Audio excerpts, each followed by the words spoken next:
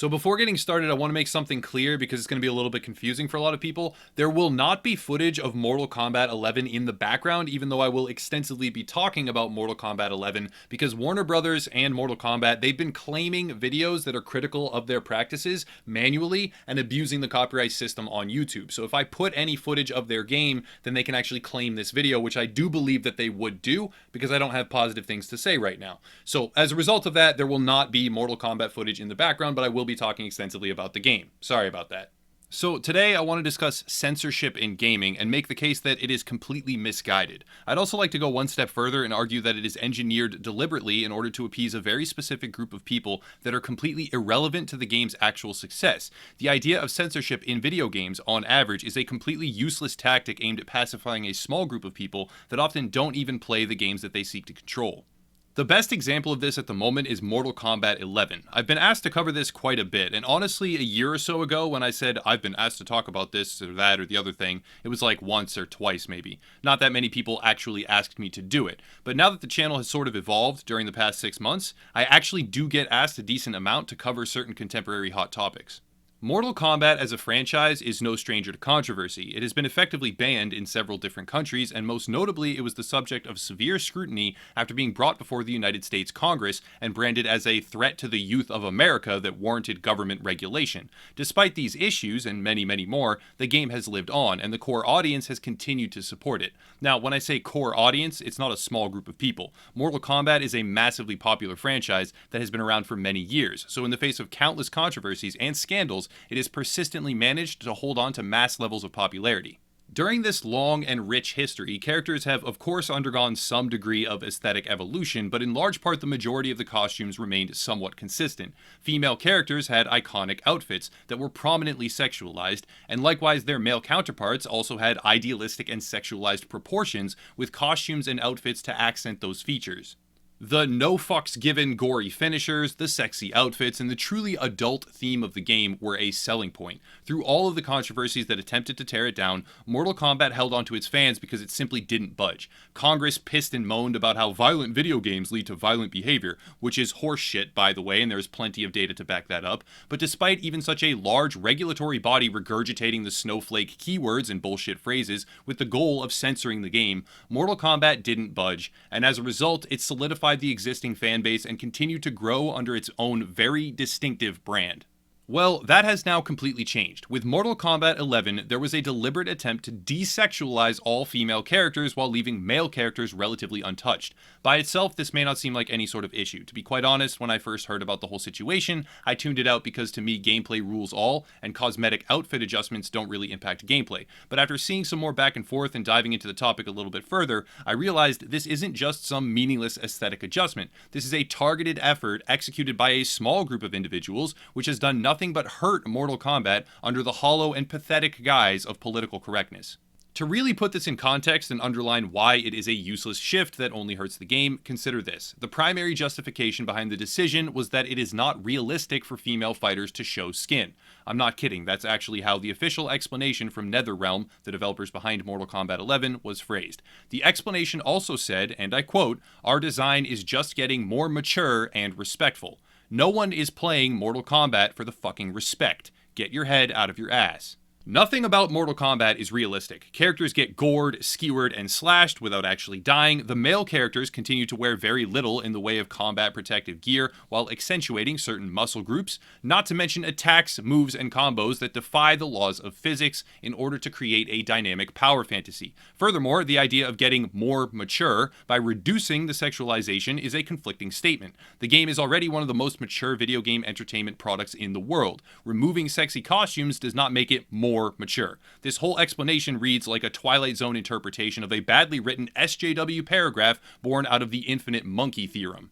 It's a game with teleportation, inhuman abilities, and mutant monster creatures. To claim realism or increased maturity as the justification is a really bad joke. Here's where a lot of people will make the argument that the censorship has been done as an insulator against current, more radical Western outrage ideologies. And on a surface level, this has some merits, but when you dig deeper, the picture changes quite a bit.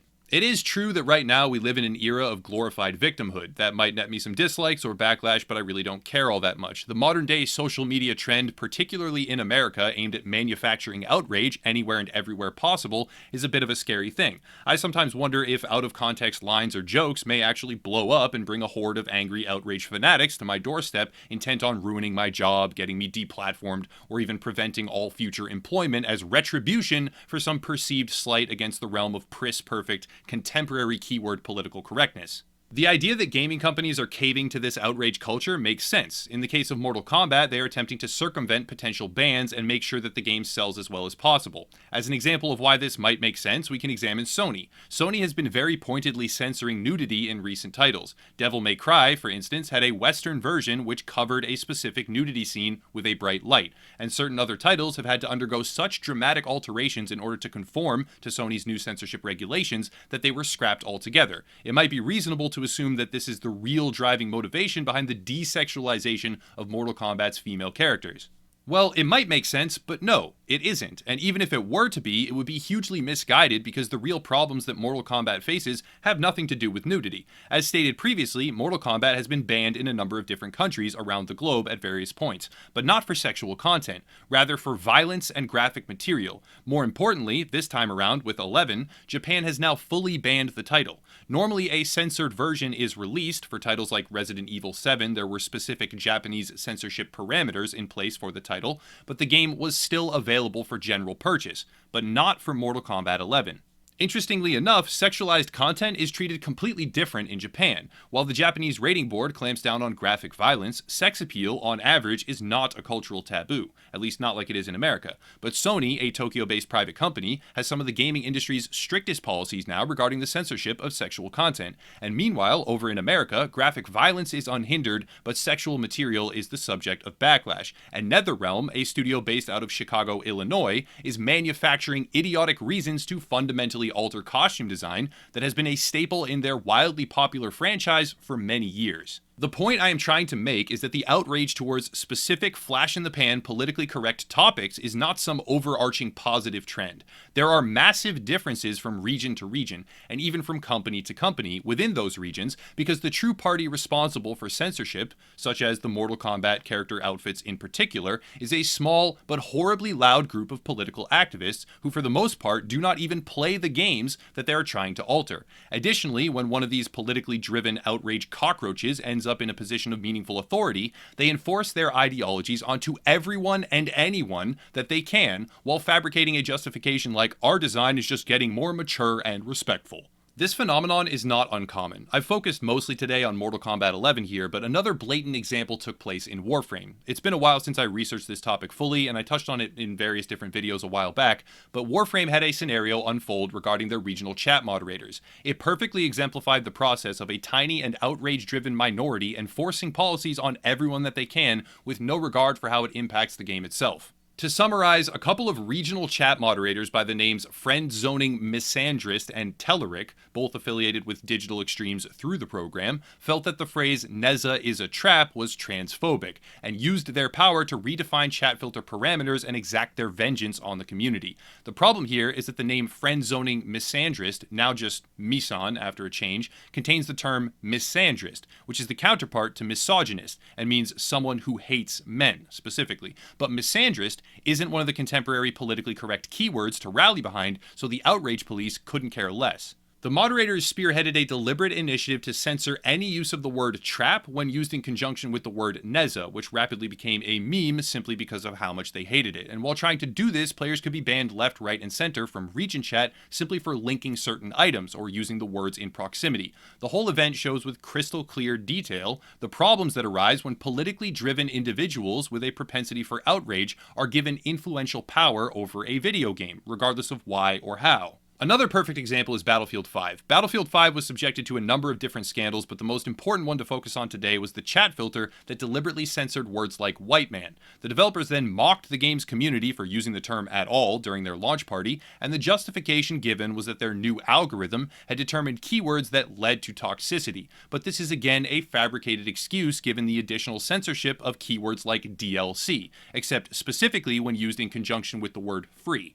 It's insulting when you think about it. They actually tried to pretend that their algorithm somehow determined that people who say DLC are toxic, but people who say free DLC aren't toxic. It's a pretentious and transparent deflection to try and dodge around the likelihood that a politically motivated asshole simply didn't want people to say certain things and chose to censor them. To come full circle back to Mortal Kombat 11, we can see a game that has been pulled abruptly away from its multi-year cosmetic continuity because of a shallow and disingenuous reason. Specific decision makers have very intense contemporary political motivations and enforced those ideologies on the game.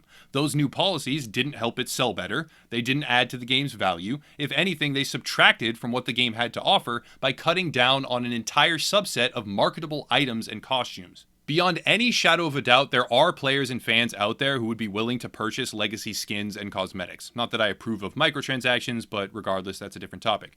There are a great many players who feel a sense of attachment to the character identities that they've been playing for many years, and that includes their costume. Now, to be clear, I'm not against the availability of conservative clothing models. It is completely understandable to offer outfit selection in order to let players that wish to be fully covered up meet that preference, as well as maintain the now historic franchise identity of certain characters for those that also desire that. But that's not what they did. They forcefully removed all of the material that certain key decision makers deemed to be offensive to their personal taste, and as a result, they negatively impacted the title through misguided censorship.